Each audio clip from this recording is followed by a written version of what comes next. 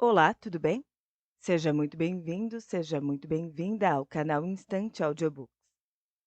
Agora você poderá usufruir do conto A Aventura de Anthony Eastwood, do livro Um Acidente e Outras Histórias, de Agatha Christie.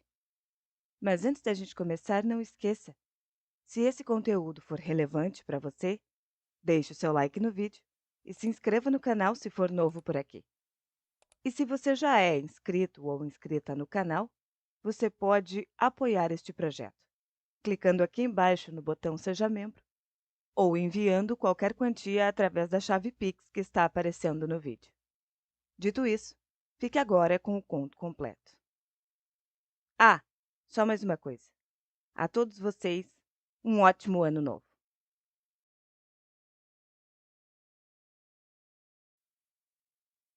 A Aventura de Anthony Eastwood.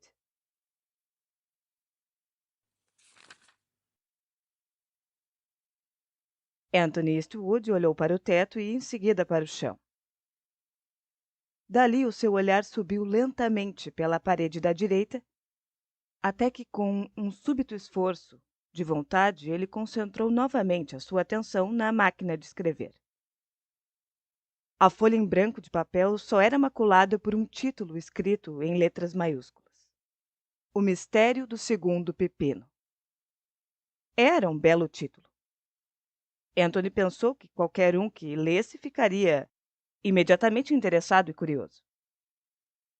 O Mistério do Segundo Pepino? Diriam. Sobre o que será? Um pepino? O segundo pepino? Sem dúvida eu tenho interesse de ler essa história. E ficariam todos encantados e entusiasmados pela consumada perícia com que aquele mestre da ficção policial tinha tecido uma trama sensacional sobre um simples vegetal. É, até aí tudo bem. Stewart sabia tão bem quanto qualquer um como deveria ser essa história. E o problema era que ele não conseguia começar.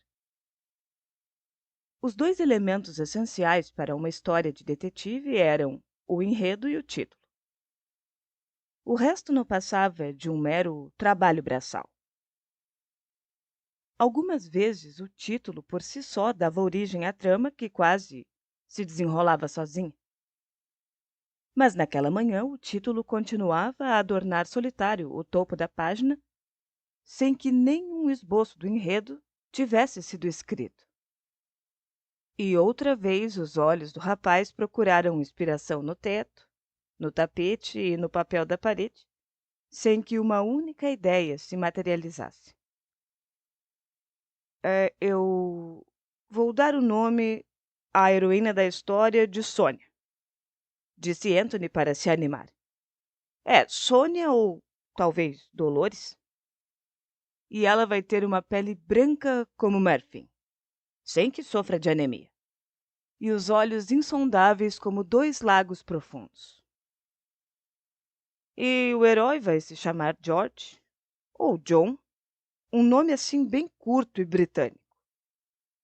O jardineiro, porque eu suponho que tem que existir um jardineiro para que a gente possa introduzir esse diabo desse pepino na história. Bem, ele pode ser um escocês gaiato e pessimista, sempre preocupado com a possibilidade de geadas precoces. Aquele método funcionava algumas vezes, mas naquela manhã não estava dando resultado. E embora Anthony pudesse ver Sônia, George e o cômico jardineiro claramente, eles não se mostravam dispostos a se mexer e agir. Naturalmente, eu poderia transformar este pepino numa banana, pensou Anthony desalentado. Ou talvez numa alface ou uma couve de Bruxelas. Ah, couve de Bruxelas! E Bruxelas poderia ser uma mensagem cifrada, um criptograma indicando não sei, um sinistro barão belga? Por um momento ele julgou ver uma réstia de luz que, entretanto, logo se desfez. O barão belga não se materializou e Anthony se lembrou subitamente que pepinos não eram compatíveis com geadas precoces, o que dava fim às divertidas observações do jardineiro ranzinza. Ah, que droga! Desabafou Eastwood se levantando e apanhou o Daily Mail. Talvez algum pobre diabo tivesse morrido em circunstâncias que servissem de inspiração a um agoniado escritor. Mas as manchetes do dia só falavam em política local e internacional. Anthony largou o jornal de saco cheio. Ele pegou então um romance que estava sobre a mesa, fechou os olhos e desceu o dedo assim ao acaso sobre uma das páginas. E o destino escolheu a palavra carneiros. Imediatamente, com uma espantosa clareza, os elementos de uma história se delinearam no seu cérebro. Uma linda jovem, o noivo morto na guerra, e então ela perde a razão e vai cuidar de um rebanho de carneiros nas montanhas da Escócia. Um reencontro místico com o noivo morto e a cena final com carneiros, o luar, a jovem caída morta na neve e as marcas dos passos de duas pessoas se afastando. Poderia ser uma linda história. Nesse momento, Anthony saiu do seu devaneio com um suspiro e balançou tristemente a cabeça. Ele sabia muito bem que o seu editor não queria aquele tipo de conto, por mais belo que fosse. O tipo de conto que agradava ao seu editor e que ele exigia de todos os seus escritores, e pelo qual às vezes ele pagava regiamente, era sobre misteriosas jovens de cabelos negros apunhaladas no coração e jovens heróis injustamente perseguidos, terminando com o súbito esclarecimento do enigma, e sendo a culpa do personagem menos suspeito, comprovada por indícios altamente improváveis. Ou seja, item por item, o mistério do segundo pepino. Ah, mas eu aposto 10 para 1 que ele vai substituir o título por alguma droga. Não sei, como, por exemplo, um crime nefando. E isso sem mesmo me consultar, considerou Anthony. Ai, mas que diabo de telefone! Ele se dirigiu mal-humorado ao aparelho e pegou o telefone. Ele foi interrompido 2 vezes na última hora.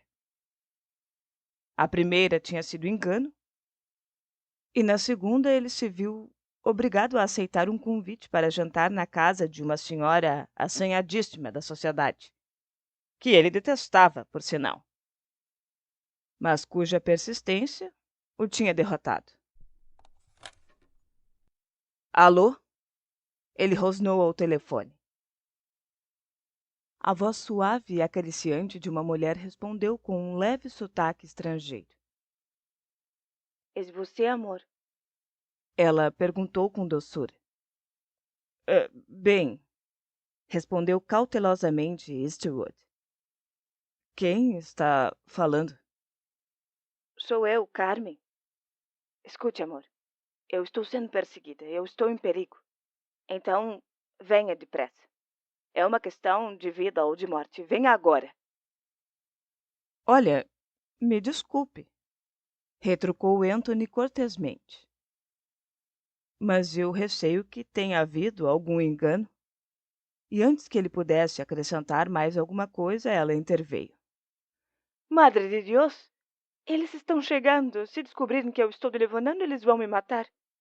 Por favor, não me abandone e venha logo. Venha me salvar. Você sabe onde é, na rua Kirk 320. A senha é Pepino. Venha depressa. Ele ouviu um leve estalido quando ela desligou o telefone na outra extremidade. Mas que coisa estranha! Exclamou o Sr. Eastwood perplexo. Ele se dirigiu ao pote de fumo e encheu cuidadosamente o cachimbo. Não, só pode ter sido algum truque do meu inconsciente. Ele disse para si mesmo. Ela não pode ter dito pepino? Que coisa mais estranha. Será que ela disse pepino ou não disse? E ele começou a andar de um lado para outro sem nenhuma resposta. Rua Kirk 320. Mas que história é essa?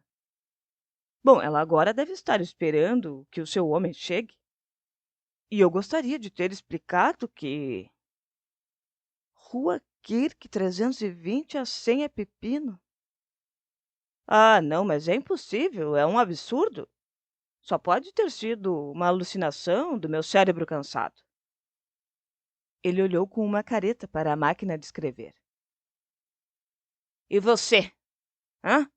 Para que você serve? Ah, como eu gostaria de saber. Eu estive aqui olhando para você a manhã inteira e de nada me adiantou. Um autor deveria buscar inspiração na vida. Na vida, você ouviu? Então eu vou sair agora mesmo para procurar inspiração. Ele colocou o chapéu na cabeça, contemplou por um instante com afeição a sua inestimável coleção de objetos antigos esmaltados e saiu do apartamento. A Rua Kirk, como todos os londrinos sabem, é uma artéria longa e sinuosa, em grande parte ocupada por antiquários. E ali é vendida toda sorte de mercadorias espúrias a preços atraentes, podendo-se também ver lojas de objetos de bronze, de cristal e de artigos de segunda mão de aspecto decadente. O número 320 era ocupado por uma loja de cristais antigos.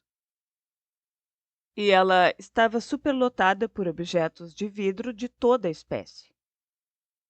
E Anthony teve que andar com todo cuidado, para não derrubar os copos de vinho que se alinhavam sobre os balcões, ou para não bater a cabeça nos candelabros que faiscavam e balançavam no teto baixo.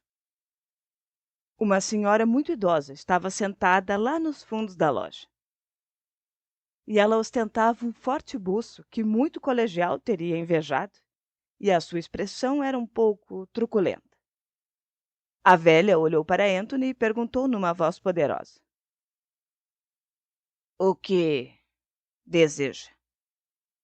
E o rapaz, que se embaraçava com facilidade, ficou sem jeito e imediatamente perguntou o preço de um dos copos para vinho branco.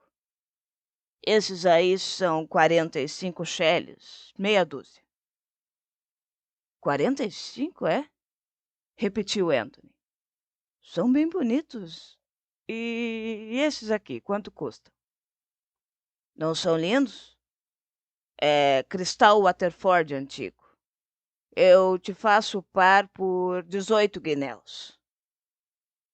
Eastwood sentiu que estava se metendo numa enrascada e que daqui a pouco acabaria comprando alguma coisa, hipnotizado pelo olhar ameaçador da velha. Só que, porém, ele não se decidiu a sair da loja. E aquilo ali? Ele perguntou, apontando para um lustre. 35 guinéus. Ah, mas é muito caro. Ele se lamentou. E o que é que está procurando? Perguntou a velha. Um presente de casamento? Isso mesmo. Ele concordou rapidamente. Mas é que eles têm um gosto muito requintado. Bem, bem, começou a falar a velha se levantando com uma expressão determinada.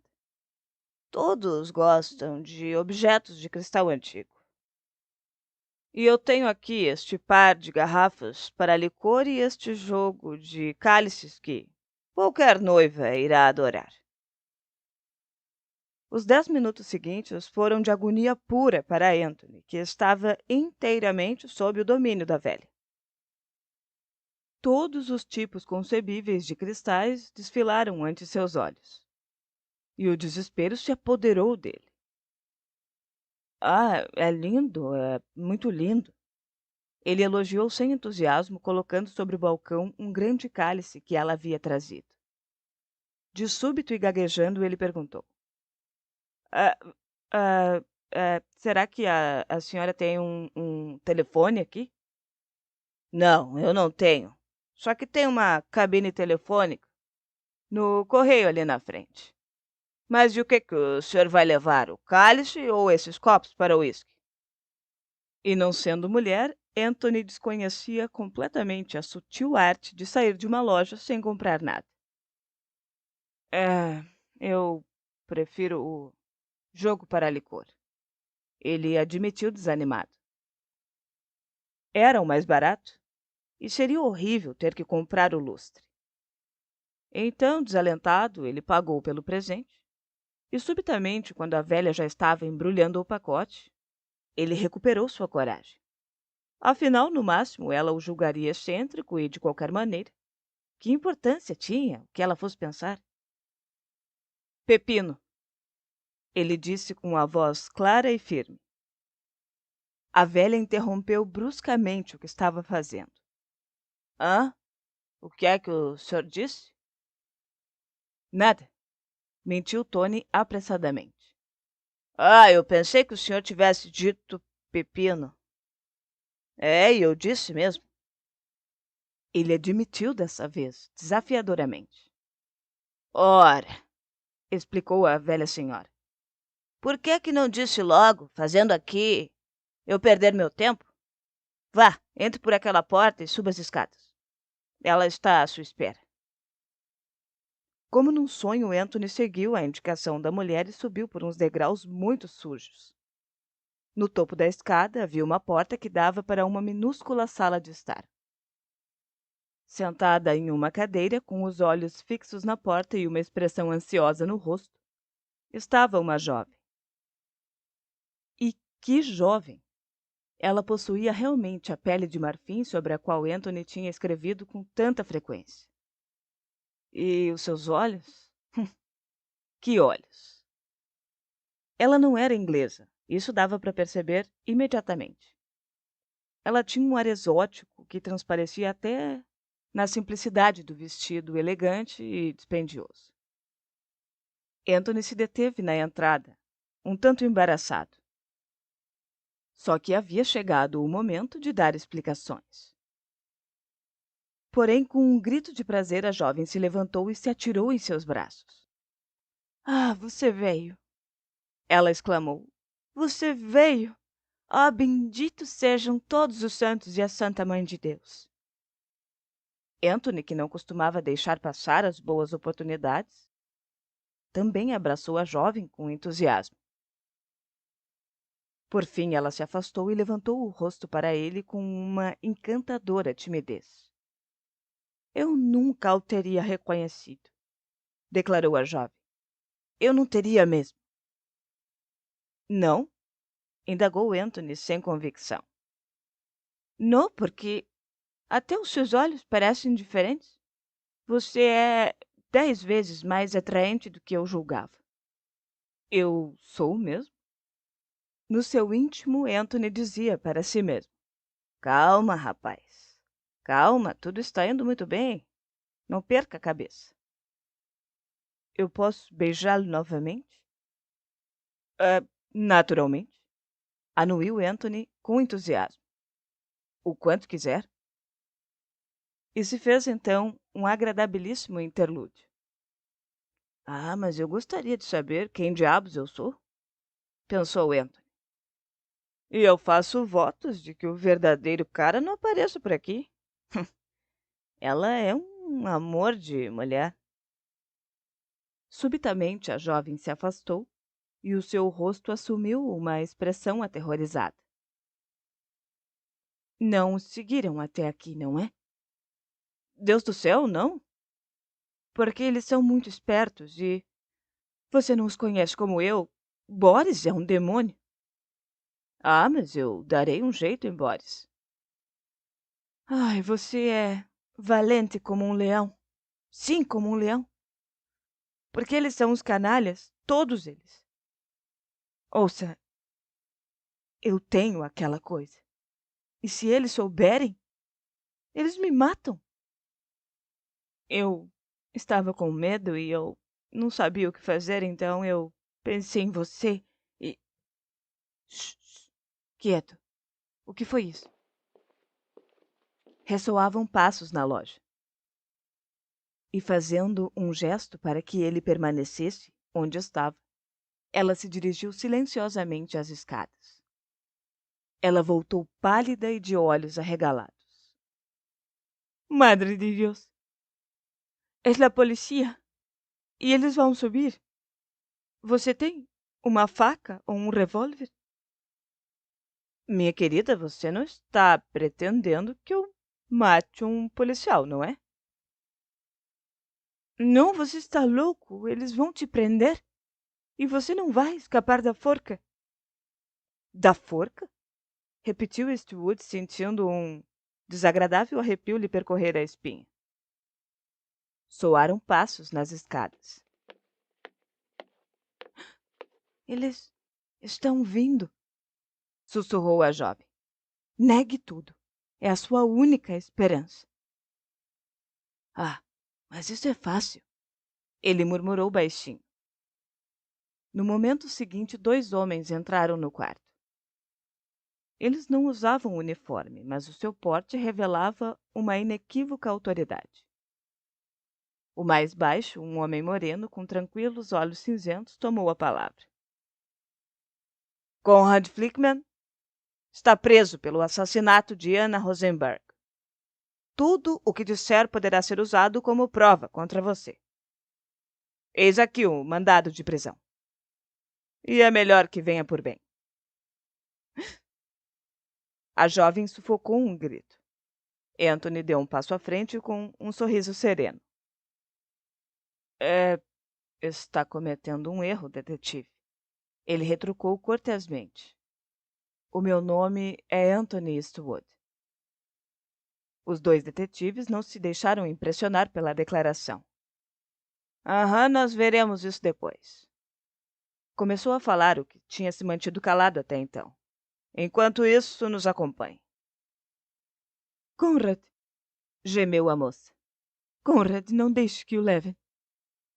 Anthony olhou para os 2 detetives. Os senhores com certeza vão permitir que eu me despeça dessa jovem, não? E com mais compreensão do que ele esperava, os 2 policiais se dirigiram para a porta. Anthony puxou a jovem para perto da janela e disse a ela rapidamente em voz baixa. Escute, eu disse a verdade, eu não sou Conrad Flickman. E quando você me telefonou esta manhã, você fez uma ligação errada. O meu nome é Anthony Eastwood e eu atendi o seu pedido de socorro porque... Bem, porque eu quis. Ela olhou para ele incrédula. Você não é Conrad Flickman? Não. Ah! Exclamou a jovem com uma expressão constrangida. E eu o beijei. Ah, isso não faz mal. Ele a tranquilizou. Os cristãos primitivos se beijam habitualmente. Inclusive é um ótimo costume. Agora escute. Eu vou lá acompanhar esses 2. Mas logo eu vou conseguir provar a minha identidade. E enquanto isso, eles a deixarão em paz e você poderá avisar esse seu querido Conrad. E mais tarde, então... Sim? Bem, o meu telefone é 1743. E tome cuidado para não errar a ligação novamente. Ela olhou para ele com um olhar cativante e indecisa entre as lágrimas e o sorriso. Eu não vou esquecer. Não esquecerei mesmo. Tudo bem, então. Adeus. Ah, olhe. O que é? Por falar em cristãos primitivos, uma vez mais não faria mal algum, você não acha? Ela colocou os braços em torno do pescoço do rapaz e seus lábios apenas encostaram nos dele. Eu gosto de você. Sim, eu gosto de você. Não se esqueça disso, aconteça o que acontecer, sim? Anthony se afastou dela com relutância e dirigiu-se aos seus captores. Bom, eu estou pronto para ir com vocês. Não pretendem prender aquela jovem, não é? Não, não, senhor. Não temos nada contra ela, disse o homem mais baixo, cortesmente. Até que esses caras são decentes, esses policiais da Scotland Yard, pensou Anthony enquanto acompanhava eles pelos estreitos degraus. E não havia mais sinal da velha na loja. Só que Anthony percebeu uma respiração ofegante ao passar junto à porta dos fundos. Então ele supôs que ela estava atrás daquela porta, observando cautelosamente os acontecimentos. Lá fora, na rua, Anthony respirou fundo e se dirigiu ao mais baixo dos policiais. É, agora, inspetor, o senhor é um inspetor, não é? Sim, senhor, eu sou o inspetor detetive Verral. E esse aqui é o sargento detetive Carter. Bom, inspetor Verral, chegou o momento de falarmos a sério, não é? Eu não sou esse tal de Conrad não sei o que lá. O meu nome é Anthony Eastwood e eu sou escritor. Se quiser me acompanhar até o meu apartamento, eu posso lhe dar provas da minha identidade. O tom decidido com que Anthony falou pareceu impressionar os detetives.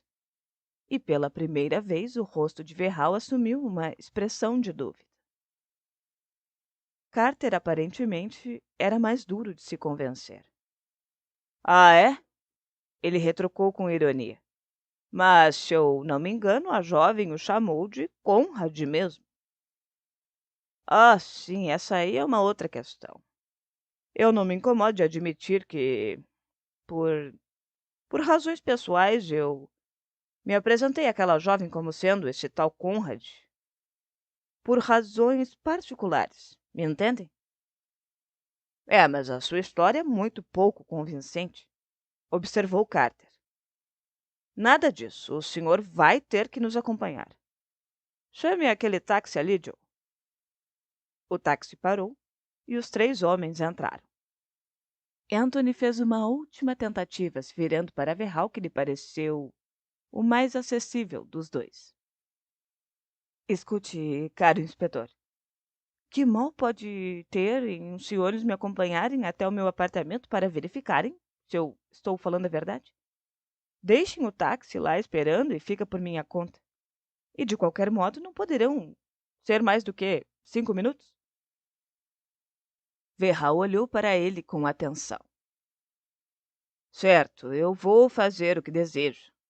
Ele concordou subitamente. Por mais estranho que pareça, eu acredito que o senhor esteja falando a verdade. E eu não quero fazer papel de idiota aparecendo no departamento com o homem errado.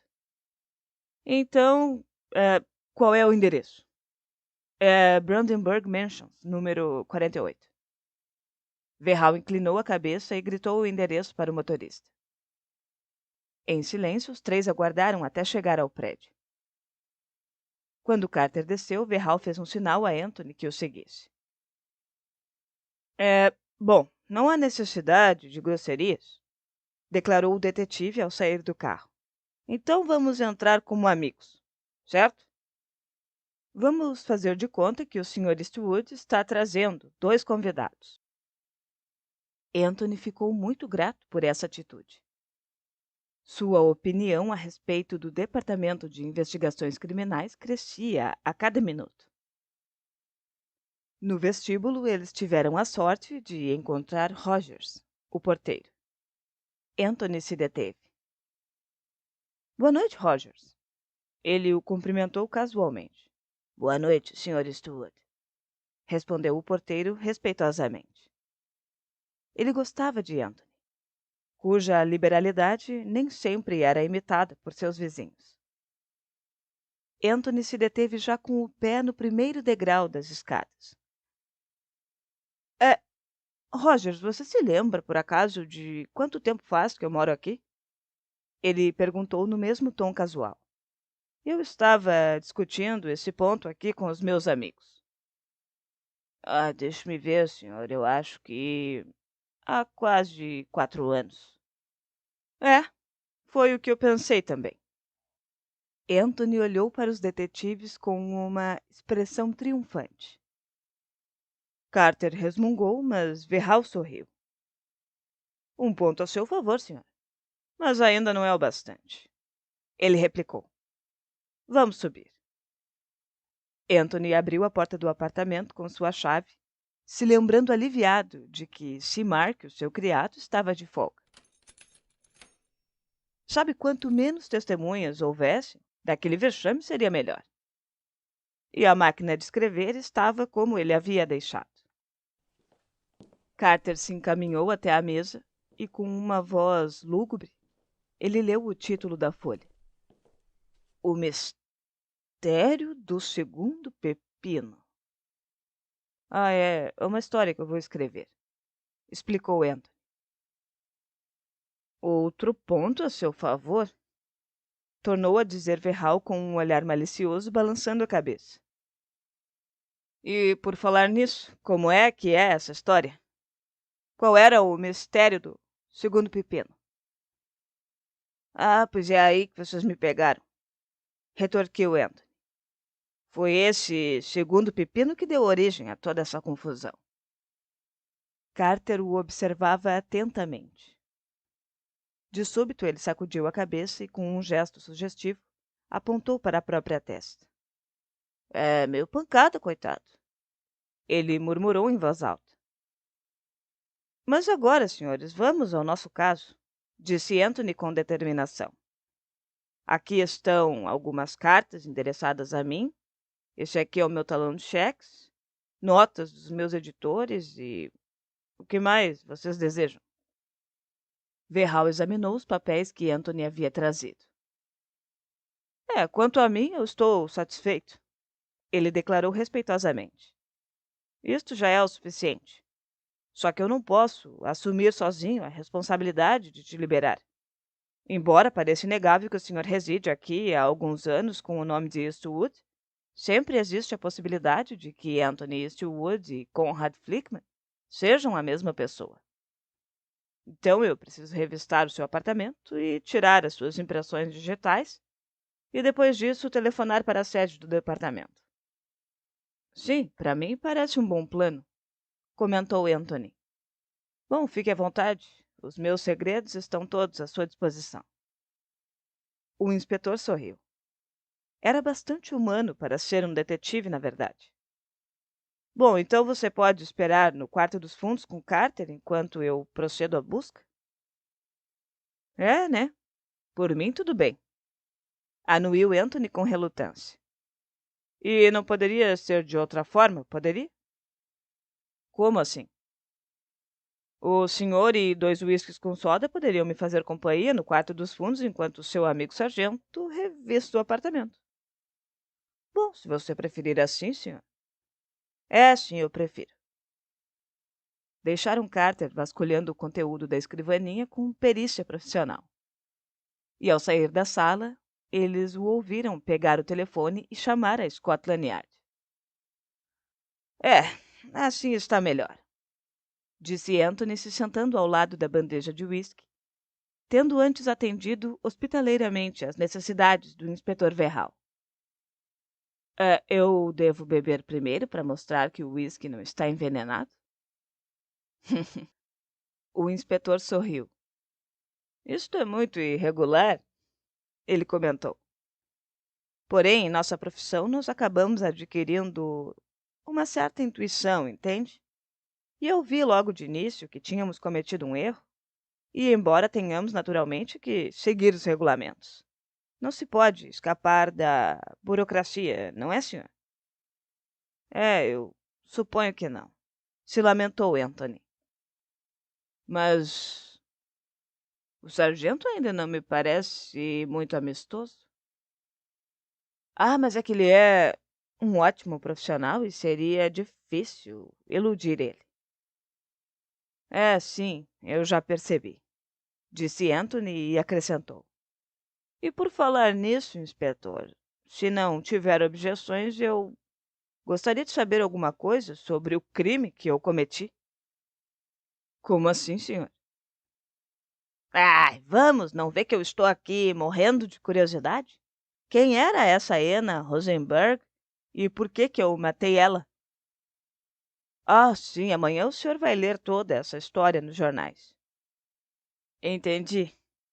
Amanhã talvez seja eu mesmo, com os mais 10.000 anos de ontem, disse Anthony, citando Fitzgerald. Na verdade, eu acho que o senhor poderia perfeitamente satisfazer a minha natural curiosidade, inspetor. Esqueça um pouco essa sua descrição profissional e me conte tudo. Ah, mas isso seria muito antiprofissional, senhor. Ah, meu caro inspetor, logo quando nós estávamos aqui nos tornando tão bons amigos? Bem, Anna Rosenberg era uma judia alemã que morava em Hampstead e, sem meios visíveis de subsistência, ela estava a cada dia mais rica. Ah, sim, e comigo se dá justamente o contrário, comentou Anthony. Eu possuo meios visíveis de subsistência e estou a cada ano mais pobre. Pode ser que talvez eu progredisse mais se morasse em Hampstead. Eu sempre ouvi dizer que o lugar é muito revigorante. E no passado, continuou Verral, ela negociou com roupas de segunda mão. Ah, então está explicado, interveio Anthony. Isso me lembra quando eu vendi os meus uniformes de gala depois da guerra. O apartamento estava superlotado de calças vermelhas e alamares dourados, dispostos de uma forma que realçava todo esse aparato. Então, uma vez entrou um homem gordo com um terno xadrez que veio num Rolls Royce, acompanhado por um cara com uma mala, e ofereceram 1 libra pelo lote. Eu tive que juntar um capote e os meus binóculos de marca para obter 2 libras. O ajudante colocou tudo na mala e o gordo me deu uma nota de 10 libras e me pediu o troco. E há cerca de 10 anos atrás, continuou o inspetor, vieram para Londres muitos espanhóis refugiados, e entre os quais um certo Dom Fernando Ferrares, com sua esposa e o seu filho. Eles eram muito pobres e a mulher estava doente. E essa Anna Rosenberg foi ao quarto onde eles moravam e perguntou se tinham alguma coisa para vender. Como Dom Fernando não estava e sua esposa resolveu se desfazer de um espetacular chale espanhol maravilhosamente bordado, que foi inclusive o último presente que ela tinha recebido do marido antes de fugirem da Espanha. Quando Dom Fernando voltou, ele ficou furioso com a venda do tal chale e tentou inutilmente recuperar. Quando por fim ele conseguiu encontrar a compradora de roupas usadas, ela declarou que tinha vendido esse chale para uma mulher desconhecida. Ah, o espanhol esse ficou desesperado. E 2 meses mais tarde, ele foi apunhalado na rua e morreu em consequência desses ferimentos. E dali em diante, a tal Anna Rosenberg começou a desfrutar de um luxo muito suspeito.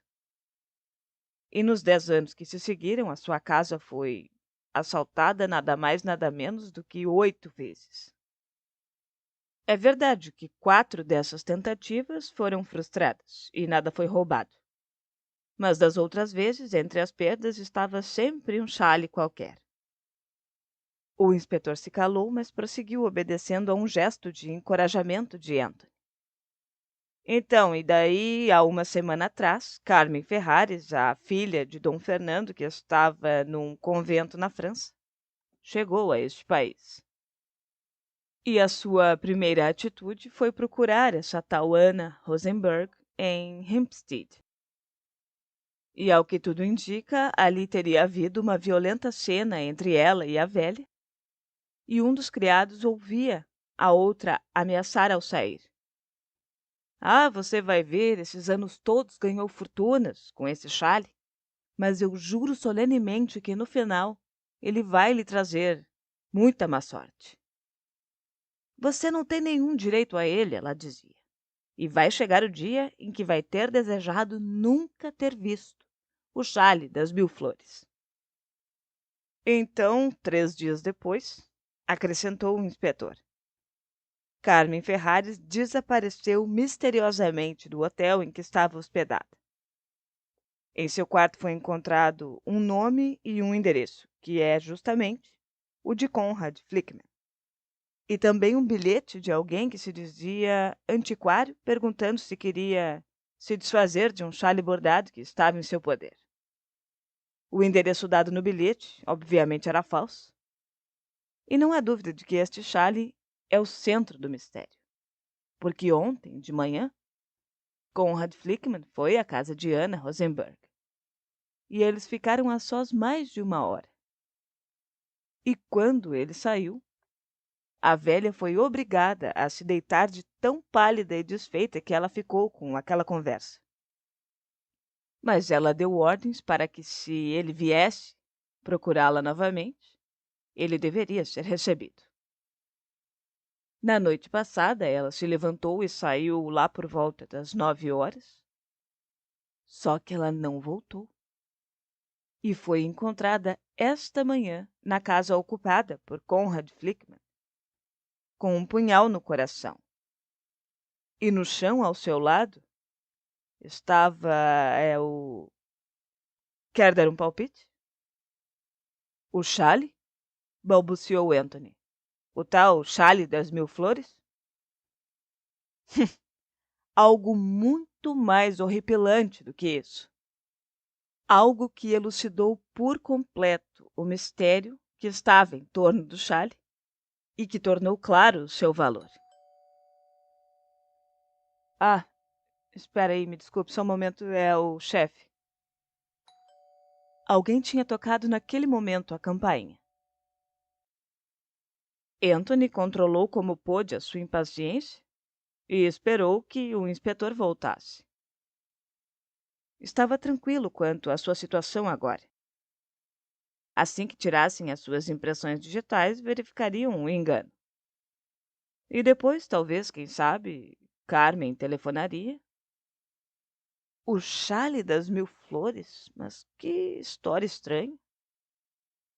O tipo de história que criava um cenário adequado à extraordinária beleza daquela jovem.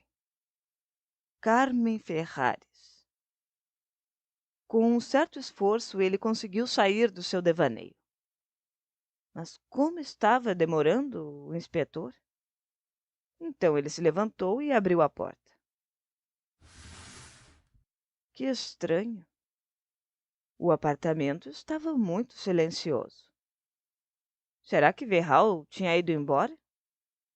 Ah, mas certamente ele não iria sem o avisar. Ele atravessou o seu quarto. Estava vazio, assim como o living, também estranhamente vazio. Tinha um aspecto desolado e frio. Mas, Deus do céu! Espera aí. Os seus objetos esmaltados e a sua prataria. Atordoado, ele percorreu todo o apartamento. E por toda parte, a mesma coisa. O seu apartamento foi roubado? Todos os seus objetos de valor. E Anthony tinha o gosto requintado de um colecionador, haviam sido todos roubados.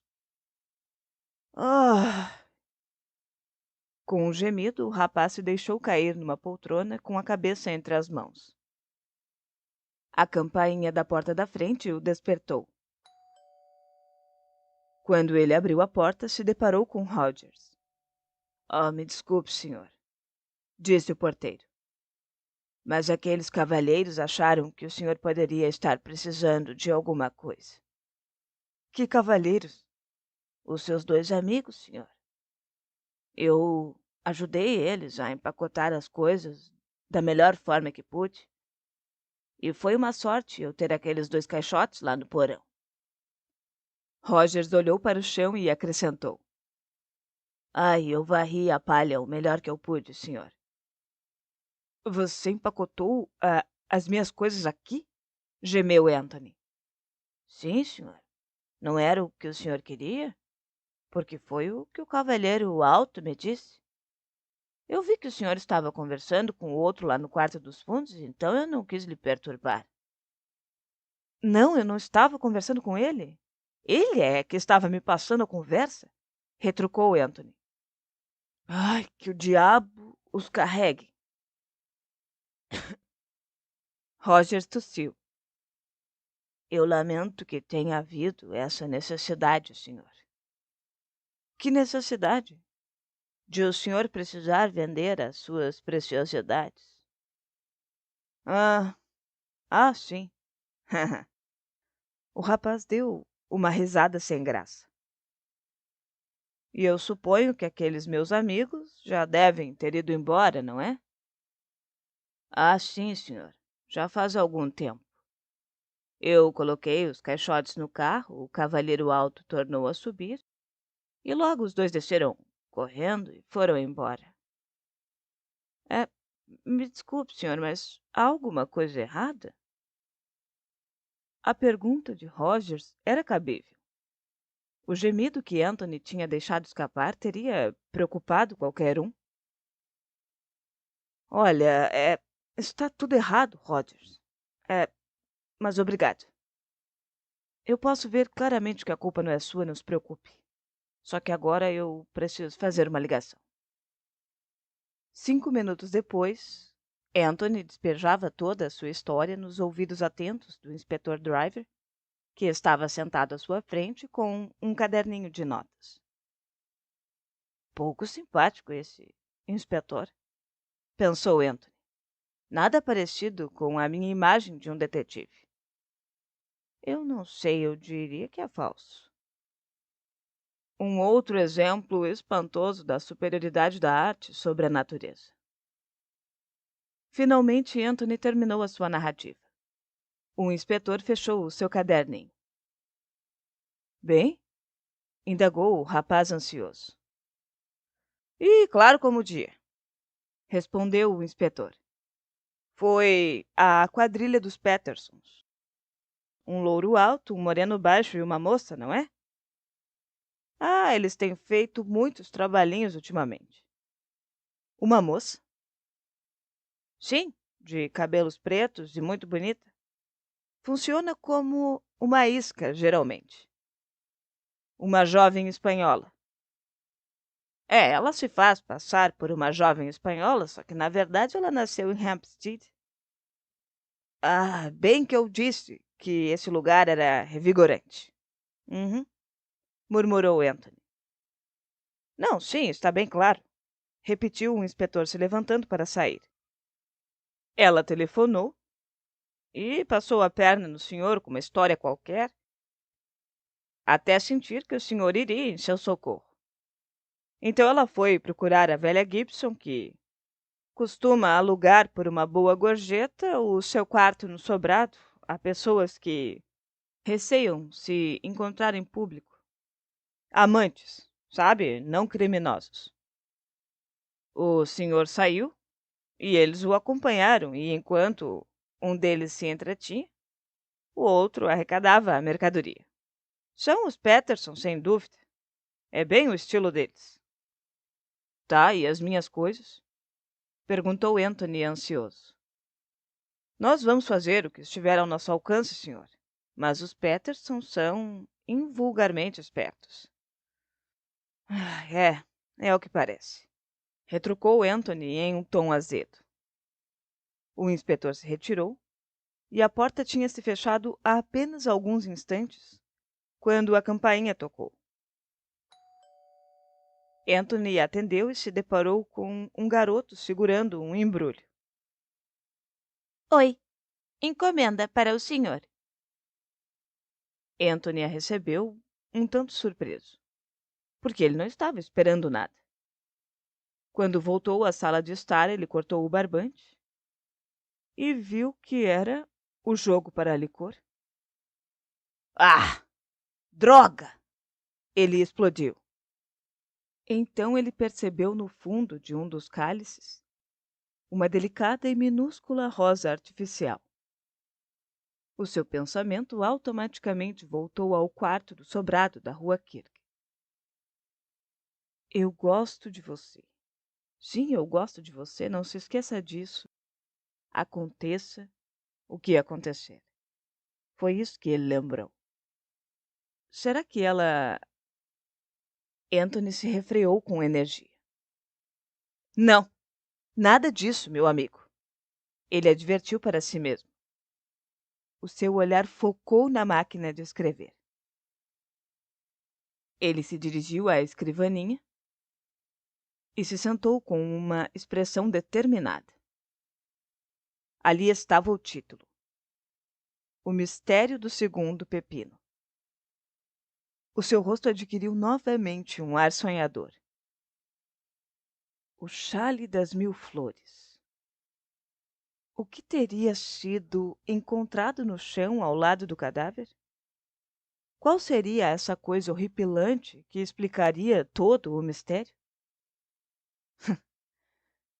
Na verdade, nada.